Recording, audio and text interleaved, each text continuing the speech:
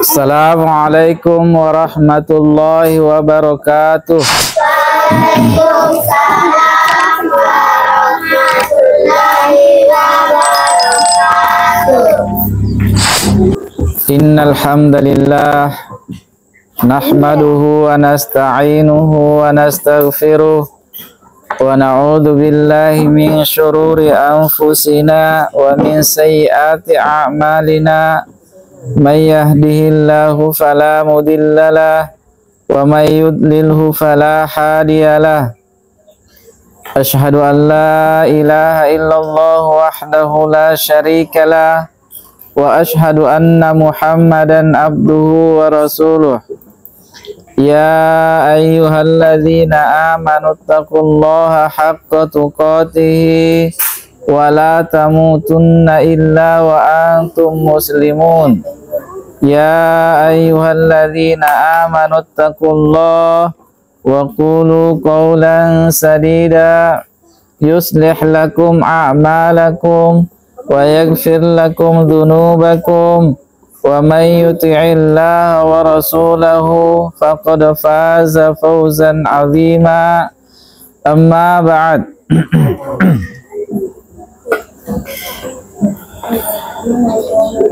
Fa inna asdaqal hadithi kitabullah wa khairal hadi Muhammadin sallallahu alaihi wasallam wa syarrul umuri muhdatsatuha fa inna kulla muhdatsatin bid'ah wa kulla bid'atin dhalalah wa kulla dhalalatin finnar.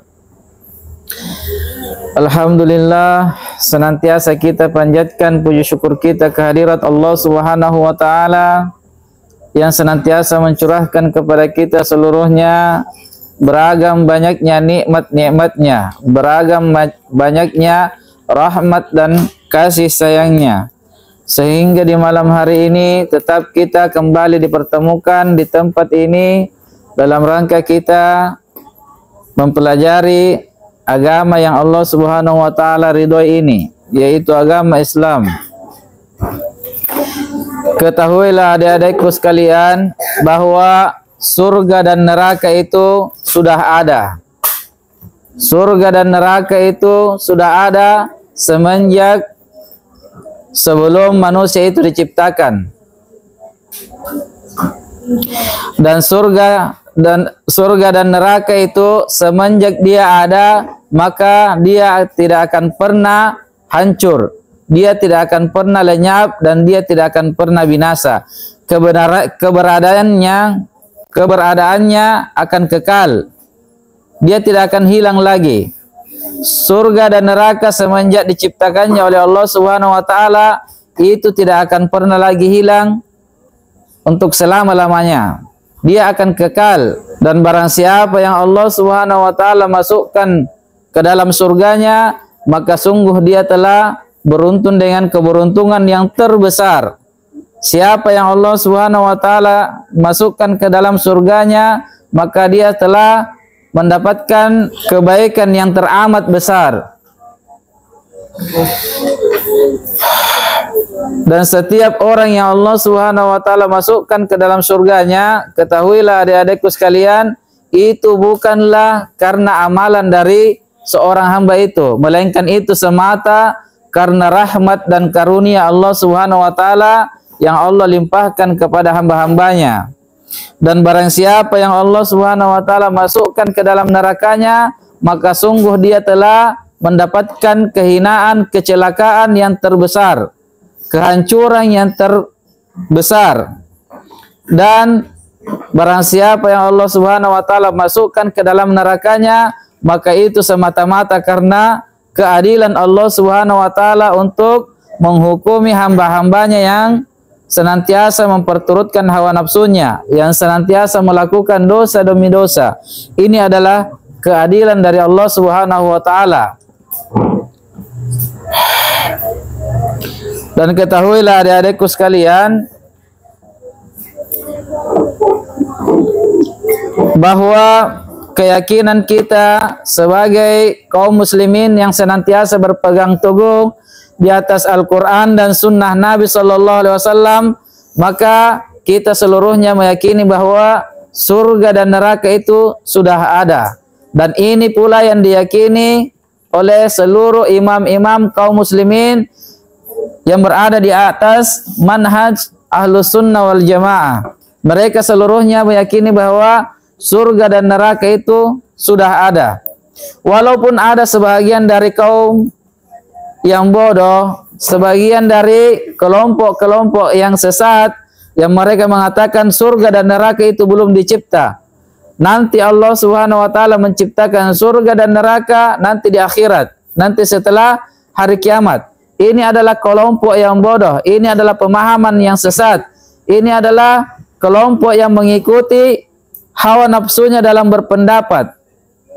Tidak berlandaskan di atas dalil, tidak berlandaskan di atas tuntunan Al-Quran dan Sunnah, tidak berlandaskan di atas wahyu. Mereka berpendapat sesuai dengan hawa nafsu mereka. Maka ini adalah kelompok yang sesat. Mereka tidak mau meyakini kalau surga dan neraka itu sudah ada. Padahal telah banyak dalil-dalil, telah banyak ayat-ayat Al-Quran yang Allah Subhanahu wa Ta'ala sampaikan bahwa surga itu sudah ada, neraka itu sudah ada. Dan telah pula banyak hadis-hadis dari Nabi Sallallahu Alaihi Wasallam yang menyampaikan bahwa surga dan neraka itu sudah diciptakan. Di antaranya Allah Subhanahu wa taala menceritakan dalam Al-Qur'an tentang kisah Nabi Adam alaihissalam. Di mana tempat awalnya Nabi Adam alaihissalam? Apakah Nabi Adam langsung diciptakan di bumi? Sesungguhnya Allah Subhanahu wa taala menceritakan kepada kita bahwa tempat pertama yang ditempati oleh nenek kita Adam alaihissalam itu di surga. Nanti setelah beliau dijerumuskan oleh makhluk terlaknat yaitu iblis, barulah beliau diturunkan ke bumi. Jadi tempat anak Adam itu, tempat kita sebagai seorang manusia, tempat awal kita itu adalah surga. Maka jangan kita mau kembali kepada bukan yang kita tempati. Hendaknya kita mengharapkan kita bisa kembali ke tempat kita yang semula, ke tempat kita nenek kita Nabi Adam alaihissalam, yaitu di surga. Karena tempat kita yang pertama adalah surga. Betapa celakanya kalau ada manusia yang kembali bukan pada tempatnya yang semula, kembali ke tempat yang dia sebelumnya tidak pernah tempati, yaitu neraka Allah. Tempat Nabi Adam, tempat anak Adam yang pertama itu adalah surga Allah Subhanahu wa taala. Maka hendaklah kita senantiasa berharap dan berupaya untuk kita bisa kembali ke tempat nenek kita Adam alaihissalam yang pertama. Ada kelompok-kelompok yang tidak mau meyakini ini, dan betapa banyak hadis-hadis Nabi Sallallahu Alaihi Wasallam yang disampaikan kepada kita bahwa surga dan neraka itu telah ada, sudah ada. Di antaranya Nabi Sallallahu Alaihi Wasallam, ketika Nabi Sallallahu Alaihi Wasallam memberi kita kabar bahwa ketika Allah Subhanahu wa taala mencipta surga, kemudian Allah Subhanahu wa taala setelah selesai menciptakan surga, Allah perintahkan kepada Jibril, "Ya Jibril, pergi dan lihatlah, tengoklah surga." Maka Jibril alaihissalam pun bersegera untuk mendatangi surga. Dia lihat keindahan surga. Maka setelah itu dia kembali kepada Allah Subhanahu wa taala lalu berkata kepada Allah, "Ya Allah, sungguh demi kemuliaan dan kebesaran-Mu ya Allah, tidak ada satu manusia pun yang mendengar tentang surga kecuali dia pasti ingin masuk ke dalamnya karena keindahan surga yang Allah Subhanahu wa taala ciptakan." Melalui hadis ini maka jelaslah bagi kita adik-adikku sekalian bahwa surga itu telah Allah Subhanahu wa taala ciptakan, sudah Allah Subhanahu wa taala ciptakan. Kemudian setelah itu Allah Subhanahu wa taala berfirman, setelah Allah Subhanahu wa taala menciptakan surga, Allah ciptakan lagi neraka. Kemudian dipanggil lagi Jibril, "Ya Jibril, pergi dan lihatlah neraka." Maka Jibril pun pergi dan melihat neraka. Maka Jibril pun berkata kepada Allah Subhanahu wa taala, "Ya Allah, demi kemuliaan-Mu ya Allah, sungguh tak ada satupun makhluk yang mau masuk ke dalamnya. Tidak ada satu makhluk pun yang mau masuk ke dalamnya karena mengerikannya neraka itu, karena besarnya siksaan di neraka itu." Kemudian Allah Subhanahu wa taala pun menghiasi jalan-jalan menuju surga dan jalan-jalan menuju ke neraka. Allah Subhanahu wa taala hiasi. Maka setelah Allah Subhanahu wa taala hiasi, Allah pun kembali memanggil Jibril, "Ya Jibril, pergi dan lihatlah surga dan neraka itu." Maka Jibril pun bersegera melihat. Maka setelah selesai beliau melihat, dia pun segera kembali kepada Allah Subhanahu wa taala dan berkata, "Ya Allah, demi kemuliaan dan kebesaran-Mu, sungguh saya khawatir tak ada satu manusia pun, tak ada satu makhluk pun yang bisa masuk ke dalam surga karena sulitnya rintangan-rintangan dan ujian yang harus dilalui bagi orang-orang yang mau berjalan ke surga itu. Sangat besar tantangannya, sangat besar cobaannya." Kemudian Jibril berkata, "Dan saya khawatir tak satu manusia pun, tidak satu makhluk pun yang bisa selamat dari neraka karena indahnya godaan-godaan yang memanggil ke neraka itu. Karena hebatnya fitnah-fitnah, ujian-ujian, jalan-jalan menuju ke neraka itu. Karena hebatnya panggilan-panggilan yang diserukan kepada jalan-jalan menuju neraka itu, berupa syahwat, panggilan syahwat, panggilan subhat. Inilah diantara dalil-dalil dari hadis Nabi Sallallahu Alaihi Wasallam yang menunjukkan bahwa surga dan neraka itu sudah ada, sudah Allah Subhanahu Wa Taala ciptakan, tinggal penghuninya. Surga dan neraka tinggal menunggu penghuninya, siapa yang akan masuk menempatinya. Adik-adikku sekalian, kalau kita sudah yakin surga dan neraka itu telah Allah Subhanahu wa taala ciptakan, maka renungkan dan pikirkanlah di mana yang akan kita tempati. Di dunia ini kita bisa memilih tempatnya dengan kita mengupayakan jalan-jalan menuju ke tempat tersebut, ke tempat surga. Tidak ada yang mau memilih, kalau ditanya sekarang, tidak ada yang mau memilih ke neraka.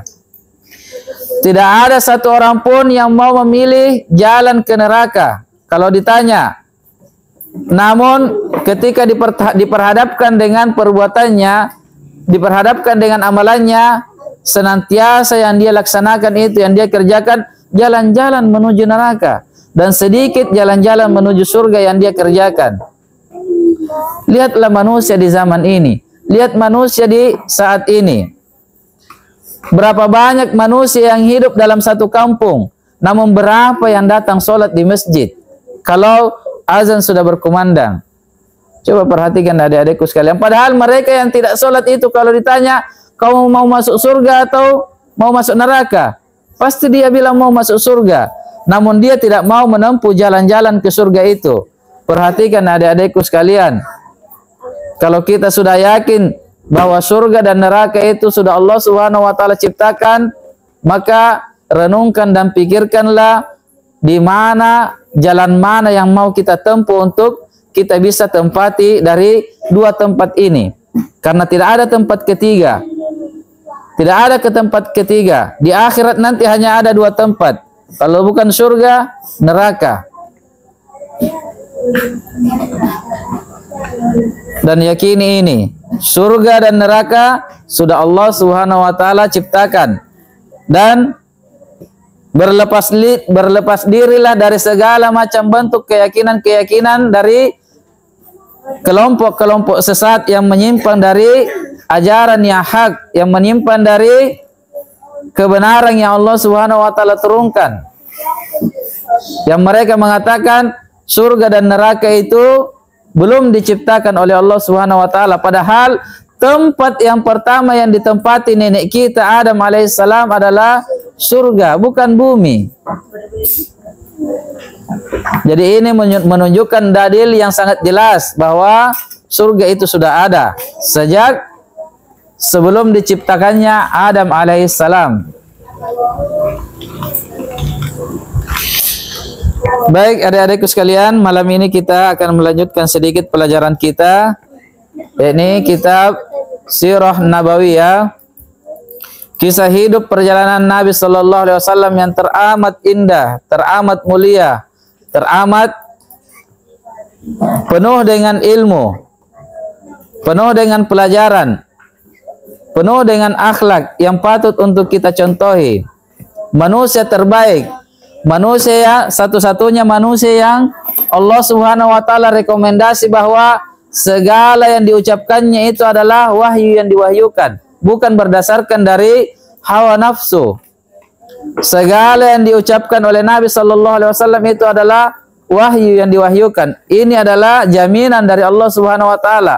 Oleh karena itu, jangan pernah ada yang ragu terhadap ucapannya Nabi Sallallahu Alaihi Wasallam. Jangan pernah ada yang ragu. Kapan kita ragu terhadap ucapan-ucapan Nabi Sallallahu Alaihi Wasallam, sabda-sabda Nabi Sallallahu Alaihi Wasallam yang sahih, berarti dia ragu pula terhadap Al-Quran, ragu pula terhadap kalamnya Allah Subhanahu Wa Taala, karena Allah Subhanahu Wa Taala yang menjamin bahwa wa ma yantiqu anil hawa in huwa illa wahyu yuha. Tidak ada yang Nabi ucapkan itu dari hawa nafsunya, melainkan apa yang diucapkan itu adalah wahyu yang diwahyukan ke dalam hatinya. Dan wahyu itu datangnya dari Allah Subhanahu wa taala. Jadi kalau meragukan sabda-sabdanya Nabi Sallallahu Alaihi Wasallam berarti dia ragu terhadap Allah Subhanahu wa taala. Maka ini adalah pelajaran yang teramat bagus, teramat penting untuk kita dipelajari sirahnya Nabi Sallallahu Alaihi Wasallam. Baik adik-adikku sekalian, kita sudah masuk pada pembahasan penyiksaan terhadap kaum muslimin, terhadap sahabat-sahabat Nabi Sallallahu Alaihi Wasallam yang awal-awal mengikuti beliau.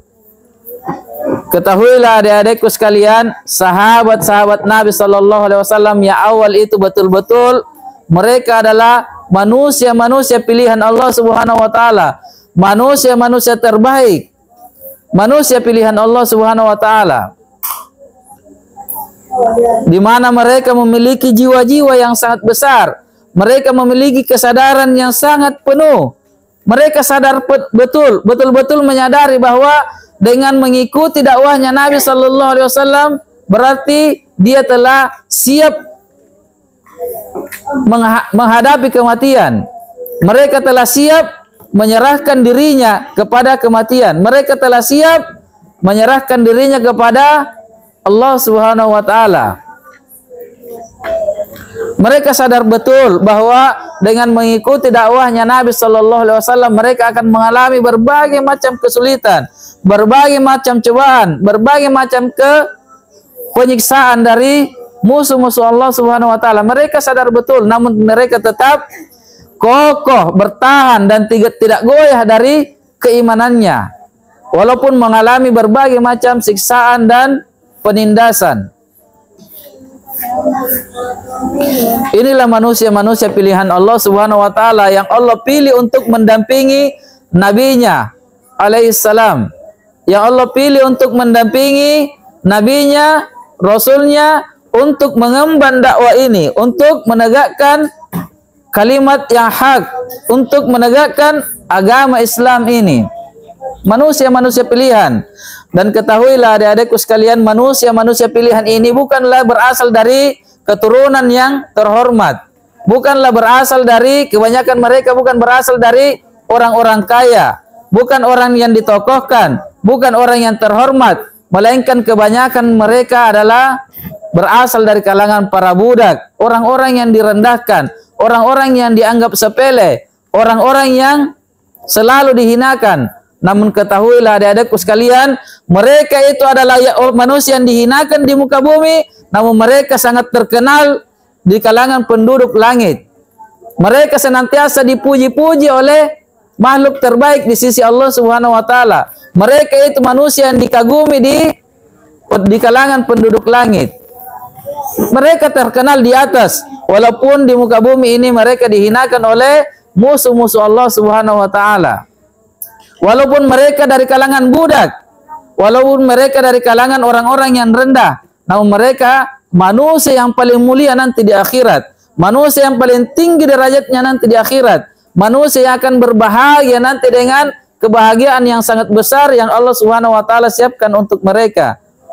Oleh karena itu adik-adikku sekalian, ini adalah pelajaran yang sangat berharga. Agar supaya kita jangan mau bersombong dengan harta-harta yang kita miliki, apalagi kalau cuma hartanya orang tua. Jangan kita mau bersombong dengan keturunan kita. Misalnya orang tua kita dipanggil dengan panggilan tuan atau karaeng. Jangan, tidak usah bersombong dengan itu. Karena itu seluruhnya tidak menunjukkan kita mulia, tidak membuat kita sama sekali mulia di sisi Allah Subhanahu wa taala, kecuali dengan keimanan dan ketakwaan kita kepada Allah Subhanahu wa taala. Keimanan kita lah, ketakwaan kita lah kepada Allah Subhanahu wa taala yang akan membuat kita mulia di sisi Allah Subhanahu wa taala. Allah Subhanahu wa taala berfirman, "Inna akramakum indallahi atqakum." Sesungguhnya yang terbaik, yang termulia di antara kalian di sisi Allah Subhanahu wa taala adalah yang paling takwa. Bukan yang paling banyak hartanya, bukan yang paling dihormati, yang paling banyak kedudukannya, yang paling gagah, bukan itu. Tetapi yang paling takwa, walaupun miskin, walaupun dia direndahkan oleh manusia, walaupun dia sering dihina-hina, kalau dia bertakwa kepada Allah, ketahuilah dia adalah manusia yang termulia di sisi Allah Subhanahu wa taala. Dia adalah manusia yang paling tinggi derajatnya di sisi Allah Subhanahu wa taala. Dia adalah manusia yang paling dicintai oleh kalangan penduduk langit. Kata Nabi sallallahu alaihi wasallam, ketika Allah Subhanahu wa taala mencintai seorang hamba, maka Allah Subhanahu wa taala berkata kepada malaikat bahwa sesungguhnya Allah Subhanahu wa taala yang mencintai fulan, hamba itu, manusia itu. Maka cintailah dia. Allah Subhanahu wa taala perintahkan juga kepada para malaikat penduduk langit untuk mencintai hamba tersebut. Coba lihat kemuliaan orang-orang yang Allah Subhanahu wa taala cintai. Mereka pun akan senantiasa dicintai oleh makhluk-makhluk yang paling mulia di sisi Allah Subhanahu wa taala. Allah perintahkan mereka untuk mencintai siapa saja yang Allah Subhanahu wa taala cintai tanpa mengenal status sosialnya, dari kalangan manapun. Kalau dia sudah dicintai oleh Allah Subhanahu wa taala karena ketakwaannya, maka sungguh Allah Subhanahu wa taala perintahkan malaikat-malaikat yang ada di sisinya pun untuk mencintai hamba tersebut. Para malaikat pun akan ikut mencintai mereka. Jadi bukan status sosial kita yang menunjukkan kemuliaan kita di sisi Allah Subhanahu wa taala. Untuk apa mulia di sisi manusia namun hina di sisi Allah Subhanahu wa taala? Untuk apa terhormat di hadapan manusia namun hina di hadapan Allah Subhanahu wa taala?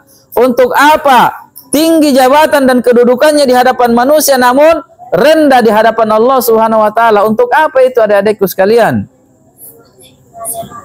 Apa hebatnya kalau seperti itu? Yang kita kejar adalah kemuliaan dan ketinggian derajat di sisi Allah Subhanahu wa taala, bukan di hadapan makhluk. Yang kita kejar adalah kedudukan, derajat yang tinggi di sisi Allah Subhanahu wa taala, bukan di hadapan makhluk. Dan para sahabat Nabi sallallahu alaihi wasallam yang memiliki derajat yang tinggi di sisi Allah Subhanahu wa taala, walaupun mereka dihinakan, disiksa, bahkan mereka senantiasa dizolimi di muka bumi ini. Baik, kita akan lanjutkan kisahnya. Yang pertama kita akan sampaikan kisah dari seorang sahabat yang sangat mulia.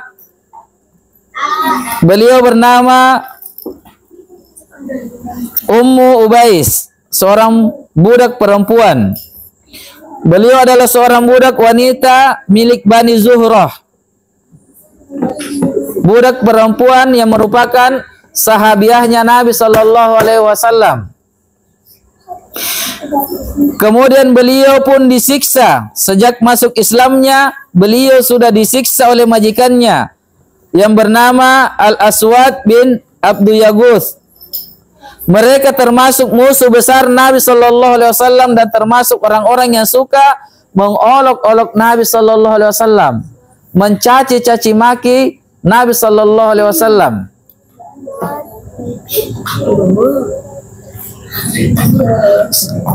Coba lihat adik-adikku sekalian, para sahabat-sahabat Nabi Sallallahu Alaihi Wasallam, para sahabiah Nabi Sallallahu Alaihi Wasallam, sekalipun mereka wanita makhluk yang lemah, namun mereka sama sekali tidak goyah dari keimanannya menghadapi berbagai macam siksaan dari kaum musyrikin untuk mempertahankan keimanan mereka, untuk mempertahankan agama mereka. Mereka menghadapi segala macam siksaan itu, siksaan demi siksaan yang mereka jalani di jalan Allah Subhanahu wa taala. Inilah sahabat dan sahabiah Nabi Sallallahu Alaihi Wasallam di awal-awal Islam, di mana kaum musyrikin itu adalah kaum yang seperti binatang, tidak mengenal apakah dia laki-laki atau wanita. Mereka senantiasa menyiksa dengan siksaan yang kurang ajar, siksaan yang pedih. Mereka tidak mau, sama sekali tidak memiliki rasa kasihan. Walaupun wanita, kalau dia mengikuti Nabi Sallallahu Alaihi Wasallam, tetap mereka siksa dengan siksaan yang pedih. Mereka berhati binatang, tidak punya hati nurani, layaknya binatang yang dia memangsa, walaupun kawannya, dia pun ikut memangsanya kalau dia adalah makhluk yang lemah.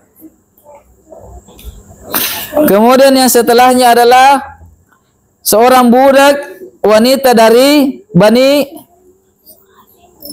Amr bin Muammal yang berasal dari Bani Adi.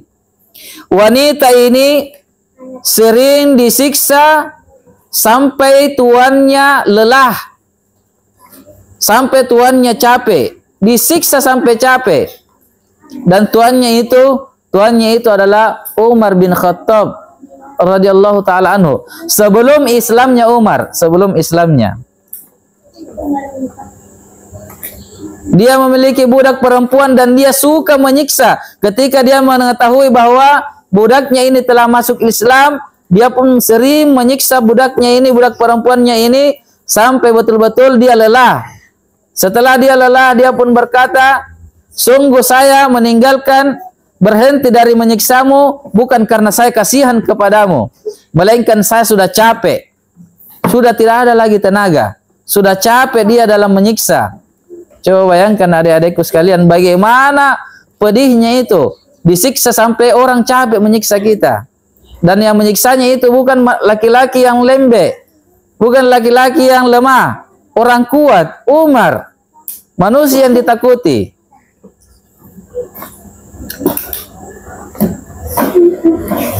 Sahabiah ini sangat betul-betul kokoh sekali keimanan, kuat sekali imannya. Sedikit pun dia tidak goyang.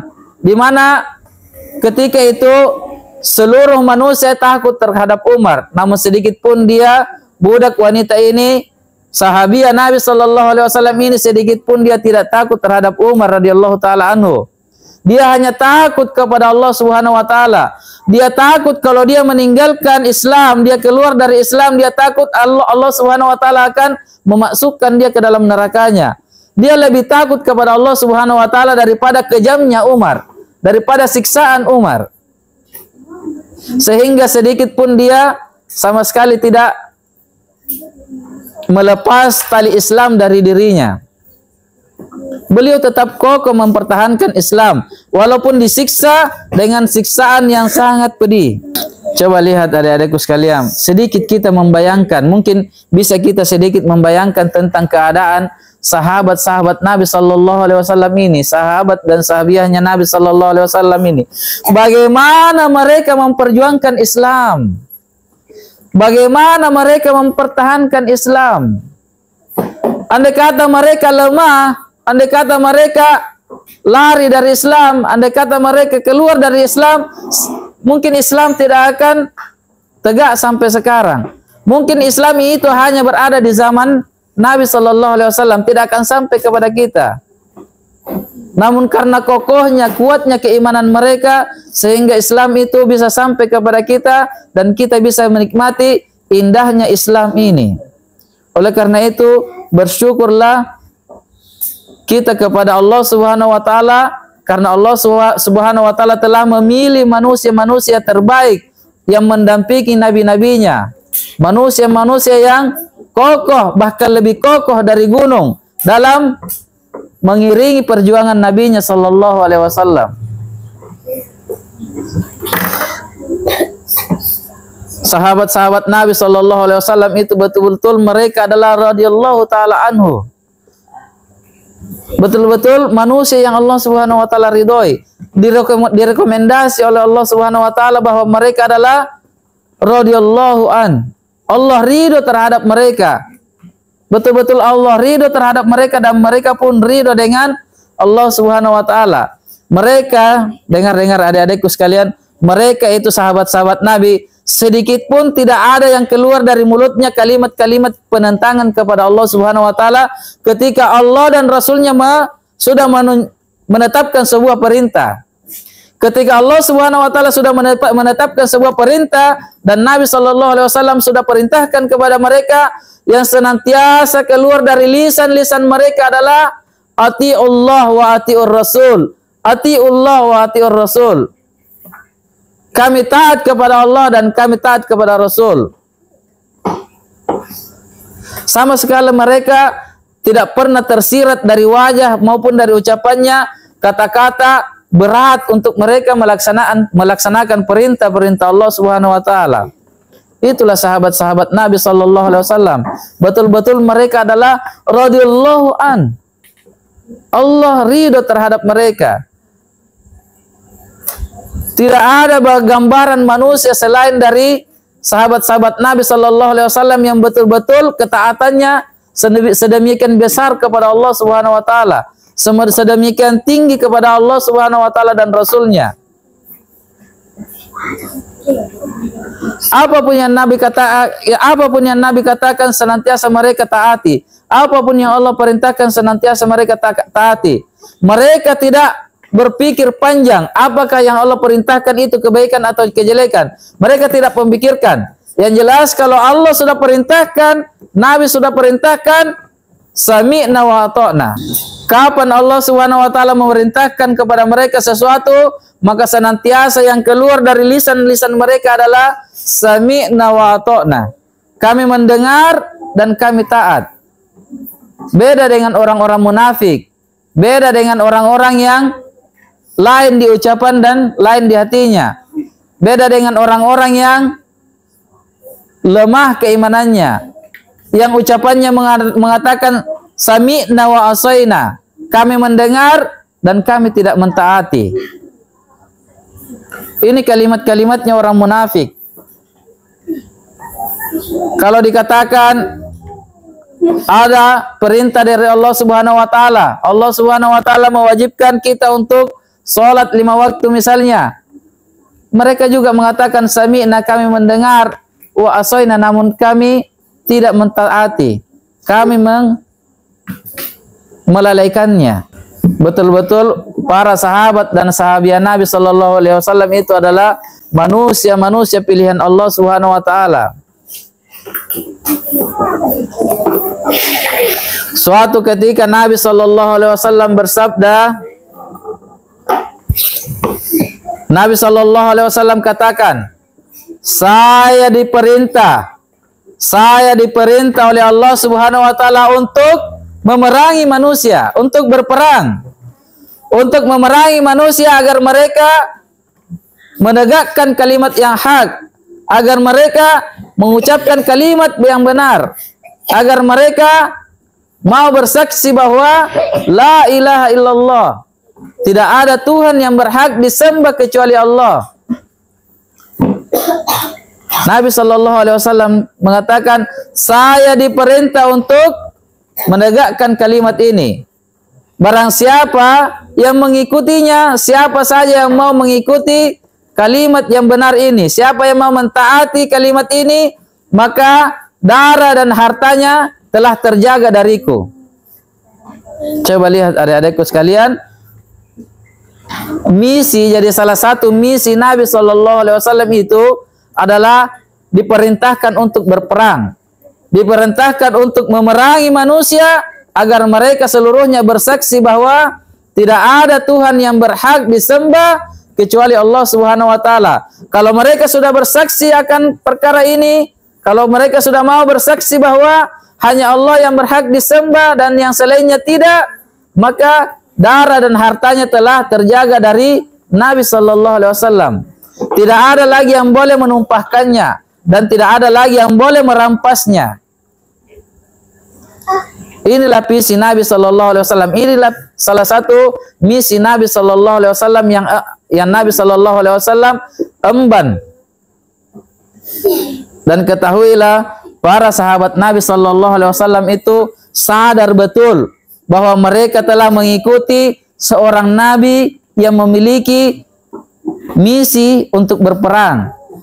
Mereka sadar betul bahwa kalau mereka mengikuti Nabi Shallallahu Alaihi Wasallam, berarti ini menunjukkan mereka harus siap berperang bersama Nabi Shallallahu Alaihi Wasallam, siap memerangi manusia bersama Nabi Shallallahu Alaihi Wasallam sampai manusia itu bersaksi bahwa tidak ada Tuhan yang berhak disembah kecuali Allah Subhanahu Wa Taala. Siapa di antara kita yang mampu mengikuti jejak-jejak mereka? Betul-betul mereka itu adalah manusia-manusia pilihan Allah Subhanahu wa taala. Mereka dengan kesadaran yang sangat sesadar-sadarnya, betul-betul sadar mereka bahwa mereka telah mengikuti manusia yang ketika mereka mengikutinya, mereka harus mengorbankan segala apa yang mereka miliki. Harta dan jiwa mereka harus mereka siap korbankan kalau mau mengikuti orang itu. Kapan mereka mengikuti Nabi Shallallahu Alaihi Wasallam, ini menunjukkan mereka harus siap berperang bersama Nabi Shallallahu Alaihi Wasallam. Siap mengikuti segala macam bentuk perintah-perintah Nabi Shallallahu Alaihi Wasallam.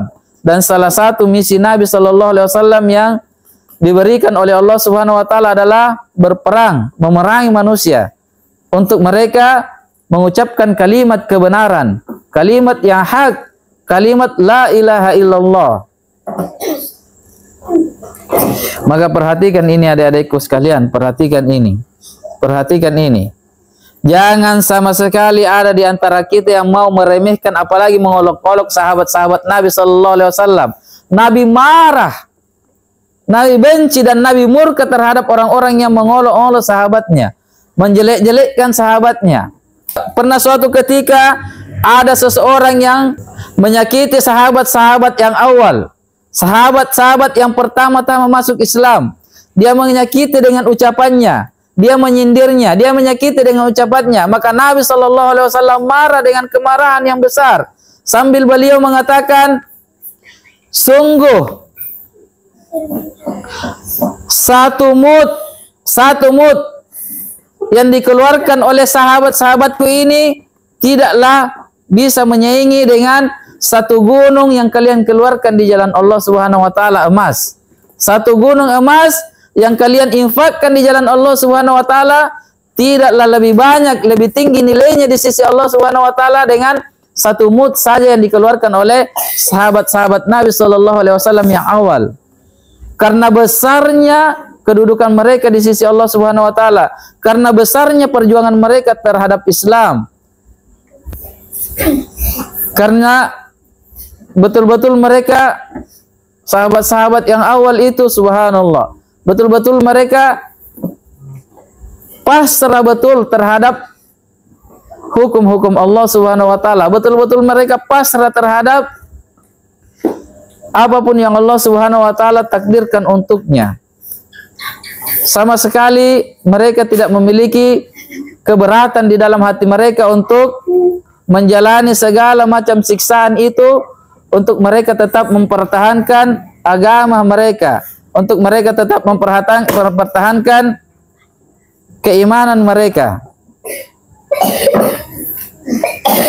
Jadi jangan sekali-kali ada yang mau memandang rendah sahabat Nabi sallallahu alaihi wasallam.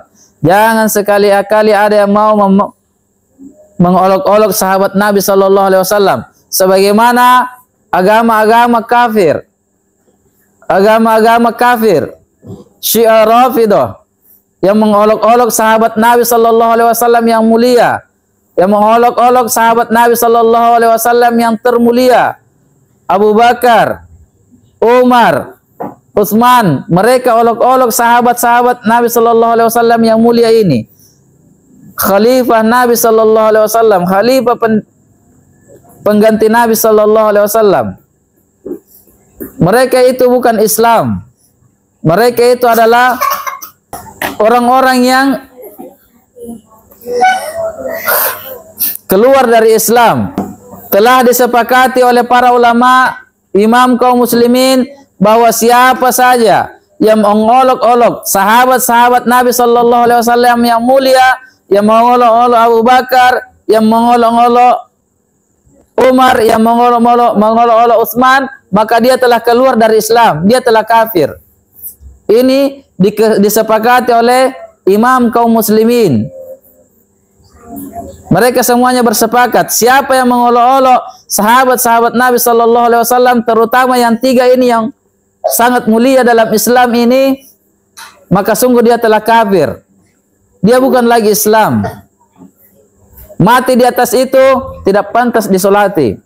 Oleh karena itu, adik-adikku sekalian, hendaknya kita sebagai seorang muslim dan muslimah, jangan kita mau lalai dari mengenal biografi mereka. Jangan kita mau lalai dari mengenal kisah hidup mereka, kisah hidup para nabi dan sahabat-sahabatnya. Jangan kita mau lalai dari mengenal mereka. Jangan kita lebih mengenal manusia-manusia kafir, walaupun dia terkenal, walaupun dia artis. Jangan kita lebih mengenal kehidupannya, kehidupan rumah tangganya dibanding kehidupannya para sahabat Nabi sallallahu alaihi wasallam. Sebab mereka itu adalah manusia yang sangat tinggi kedudukannya di sisi Allah Subhanahu wa taala. Manusia yang sangat mulia, tinggi derajatnya di sisi Allah Subhanahu wa taala. Jangan kita mau lebih mengenal para artis-artis kafir dibandingkan para sahabat Nabi sallallahu alaihi wasallam.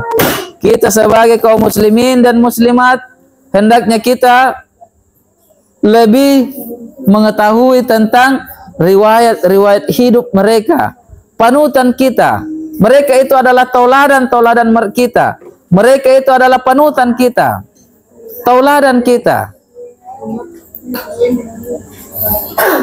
Di mana mereka itu sangat memiliki jasa yang sangat besar dalam Islam.